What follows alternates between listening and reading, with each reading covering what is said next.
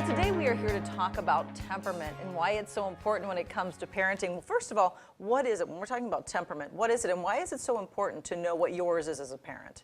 A temperament is our approach to the world. It's our style, and it's present from birth. And parents and children each have their own individual temperament, and whether those are compatible or not makes a big difference in how you parent. Okay, well, give us an idea. What are some of the different types? Sure. Some of the different characteristics are adaptability, sensitivity, reactiveness, and activity level. Yeah, some people like a lot of activity, some people are much quieter. And Right. so what do you do, like for instance, what if you are a quieter type of parent, but your child has a very different type of temperament? Is that typical and is it a big deal? It's very normal, and it can be a little more challenging to parent that child. In fact, sometimes you have several children in the same family who have very different temperaments, and you find that you need to parent them differently. Just being aware of your child's temperament and what their preferences are going to make a big difference in how you're able to connect with them and make them feel loved and important. Well, you have multiple children. A lot of people have more than one. So what you're saying then is you may have to parent a little differently. Absolutely. For those different children just because of what their temperament is. Absolutely.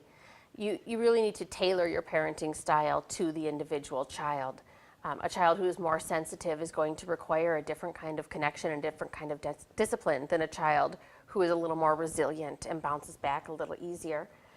And if you have children who are different in temperament from yourself, you're going to have to tailor your own parenting. For example, if you have a very active child and you yourself are not a very active person, you're going to need to take them places like the park or the Children's Museum or McDonald's Play Place and let them have that activity time.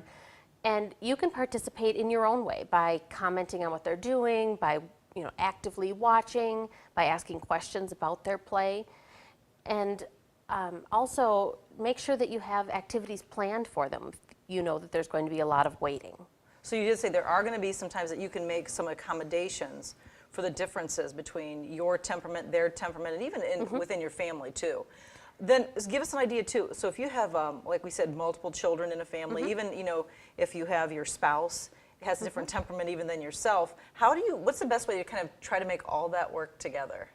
Well, it can be really helpful to take a temperament sorter. It's kind of similar to how adults take personality tests to help understand yourself. And one of the best ones is the infant toddler temperament tool, referred to as the IT3. And there's a great website that you can access it on. It's ecmhc.org. And you can either take the test online or you can print it out. And it'll really give you an idea of your child's strong points and things that you might have to tailor to help accommodate them. Okay, but don't feel bad. I mean, that'll give you a good starting point, but don't feel badly just because if your temperament's a little different than one of your kids. Absolutely. Okay. I mean, every person is, unique, and it can make for a really fun household. Besides, all right, Christy Strela, thanks so much for joining us from the Parenting Place, Yes, thank you. If you'd like some more parenting tips, you can always head to our website at news8000.com.